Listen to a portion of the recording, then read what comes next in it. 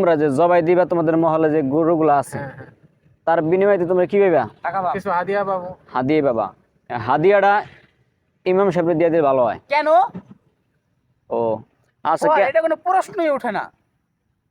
আমরা কষ্ট করে জবাই দেবো, ইমাম সাহেব কেন টাকা দিব আমরা? ও তাহলে শোনো, অনেক দূর আসলাম, আসলে এখানে একটু বসি, বৈশা দুই চার কথা কই নাকি? আচ্ছা বসো বসো। বসো। আচ্ছা ঠিক আছে, বসি তাহলে। আল্লাহুম্মা আমিন। কি অবস্থা রিয়াজুল, কবে আসলাম মাদ্রাসা থেকে? আসলাম 2 দিন হইলো। তোমার কি অবস্থা? তুমি আসলা কবে? এই তো আমারও 2-3 দিন হয়েছে। বাবা সামনে তো কোরবানি, হনো এবার কেটা কয়টা কাটবা? আমার 5-7টার মতো আছে। রিয়াজুলের কয়টা আছে? আমার তো প্রায় চারটা হইছে। হ্যাঁ, চারটা। তাই? চাই। যাক, ভালো।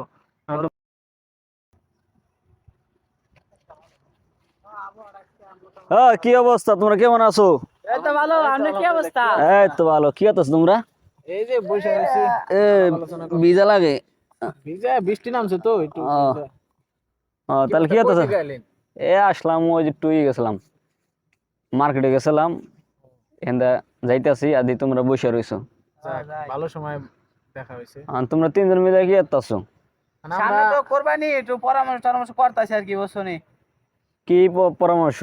আর কি কে কয়টা রাখলো গরু, কেমনে কোরবানি দিব, বুঝছো ও, নি? কয়টা জব করবো? কার মহল্লায় কয়টা তার দিব? মহলে কয়টা হইলো? তাহলে তোমরা মাদ্রাসা থেকে আসলে কবে? এই যে আমি আসলাম 2 দিন হইলো আর কি। আমি তুমি? আসছি 3 দিন হয়েছে। তুমি? হইছে 4 দিন মনে হয়। ও তাই নিমা আসলে তো অনেক দিন ধরে আইছো। আবার ঈদের পর আবার চলে যাবো দুজনে। তা কোরবানি বিষয়ে তোমরা কি আলোচনা করতেছো, একটু খুললে বলতা। এখন বিষয়টা হইলো, ধরেন কার মহলায় কয়টা কে কোরবানি দিব। এখন আমার তো মোটামুটি 4-5টা গরু রাখা হয়ে গেছে, যে আমি জবাই টবাই দিমু।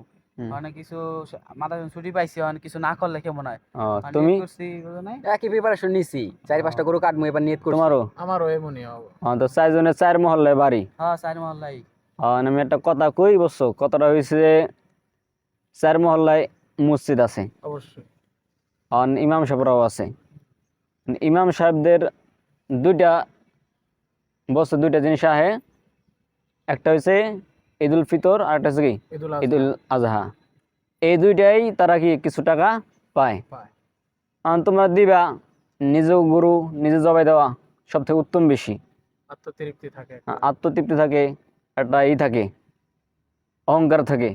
নিজেও গরু নিজে করলাম, জবাই করলাম। বিষয়টা হচ্ছে যে ঠিক আছে, নিজে গরু নিজের জবাই দিলা। আমার এখানে একটা কথা আছে, যে কথাটা হইলো যে তোমরা যে জবাই দিবা তোমাদের মহলে যে গরুগুলো আছে তার বিনিময়ে তোমরা কি পাইবা? টাকা পাবো। কিছু হাদিয়া পাবো। হাদিয়া পাবা।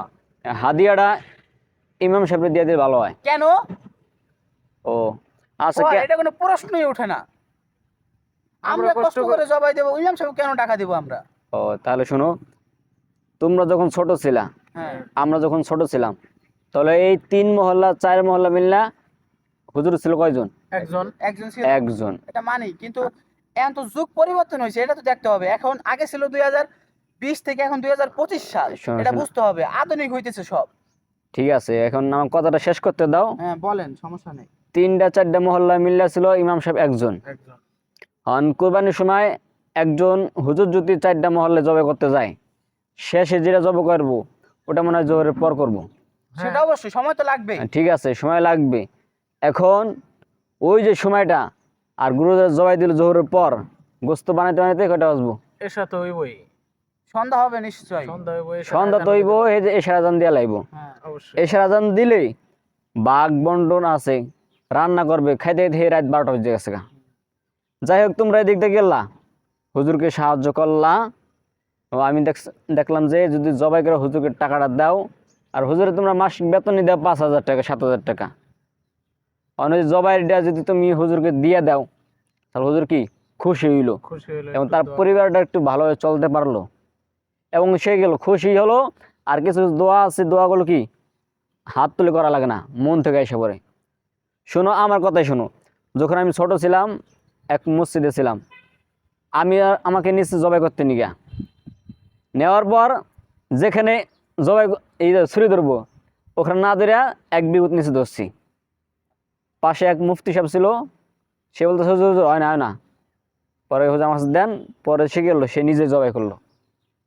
জবাই করা শেষ, পরে আমি রুমে আসলাম, আসার পর আধা ঘন্টা পর আমার কাছে আসলো, আসার পর আমাকে 500 টাকা ধরাই দিছে। কিসের টাকা?